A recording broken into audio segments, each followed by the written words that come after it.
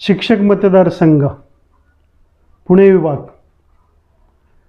आता प्रत्येकजण आपापल्या गाठीभेटी घेण्यासाठी येतील आणि ज्या समस्या आहेत त्या समस्या तुम्हाला विचारतील, कारण जाणीव प्रश्नांची नसलेले उमेदवार कोणत्या ना कोणत्या तरी पक्षाच्या माध्यमातून तुमच्या दारात येतील। मित्रहो, आज अखेर आपण ज्या चुका केल्या त्या चुका अशा आहेत की दुसरा कुणी सांगेल त्या उमेदवाराला आपण मत दिलं आणि आपल्या अडचणी आपल्या समस्या त्या तशाच राहिलेल्या आहेत। या सगळ्या प्रश्नांची जाणीव आत्तापर्यंत आलेल्या कोणत्याही पक्षाच्या उमेदवाराला नाहीत, त्यामुळे आपले प्रश्न अधांतरी राहिले, आज अखेर सुटलेले नाहीत। मग त्याच्यामध्ये संस्था चालकांचं वेतनेतर अनुदान असेल, शिक्षकांचे पगार असतील, शिक्षकांच्या वेतनातल्या त्रुटी असतील, किंवा पाचव्या वेतन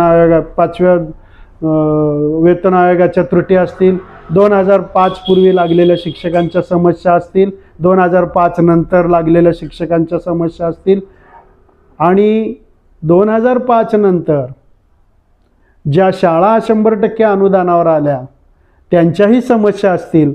आपल्याला माहीत आहे की आज ह्या सगळ्या समस्या कोणत्याही पक्षाचा उमेदवार तिथे विधान परिषदेमध्ये मांडत नाही, केवळ लक्षवेधित सूचना काहीतरी मांडते थतुरमतुर। पण प्रश्न जे मांडायला पाहिजे, ज्याच्यासाठी संघटना आहेत, ज्याच्यासाठी शिक्षक आझाद मैदानापासून ते जिल्हा परिषदेच्या मैदानापर्यंत कलेक्टर ऑफिस पुढे जाऊन आपल्या व्यथा मांडत असतो, तो प्रश्न आहे 15 मार्च 2024चा शासन निर्णय रद्द करा। गाव तिथे शाळा, शाळा तिथे शिक्षक, शिक्षक तिथं विद्यार्थी आणि विद्यार्थी तिथे सर्व सुविधायुक्त शाळा, शासकीय शाळा असल्या पाहिजेत।